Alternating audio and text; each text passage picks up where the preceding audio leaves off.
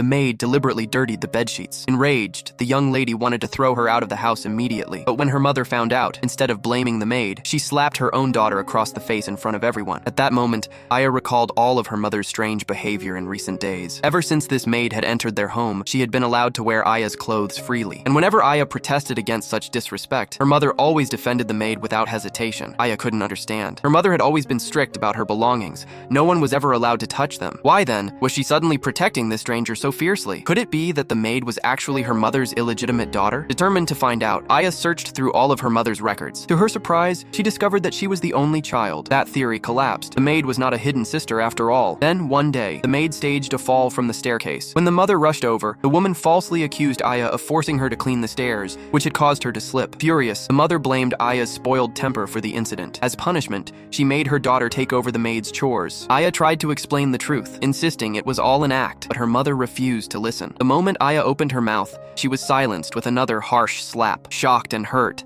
Aya could not believe her mother would strike her for the sake of a stranger. But this nightmare was only beginning. The very next morning, Aya tried to leave for school, only to find the front door locked from the outside. Desperate, she called out for help, but her mother's voice answered coldly, telling her to stay home and reflect on her behavior. Meanwhile, the maid, accompanied by the mother, enrolled in the prestigious Royal Academy. From that day forward, she openly lived as the young lady of the house, no longer pretending she revealed her true colors, arrogant, cruel, and domineering. In front of Aya, she sneered that even if she broke her legs, their mother wouldn't say a word. Aya refused to believe her mother would ever allow such cruelty, but when she tried to resist, her mother shocked her again. She grabbed the maid's hand, called her adopted daughter, and publicly announced that the maid would be her heir. Stunned, Aya protested, but her mother grew furious, ordering her back to her room and forbidding her from asking more questions about the inheritance. Aya, however, would not give up. Determined to uncover the truth, she remembered a mysterious package the maid always guarded so carefully. Aya was convinced it held the evidence she needed to expose her, but before Aya could act, her mother stood before the entire family and servants, declaring the maid her successor. Outraged, the grandparents objected. Aya was their true granddaughter. The butler and staff also refused to accept a mere servant as the next heiress. "How could you abandon your own daughter for an outsider?" they demanded. And just then, Aya arrived at the gathering, holding the evidence that could change everything.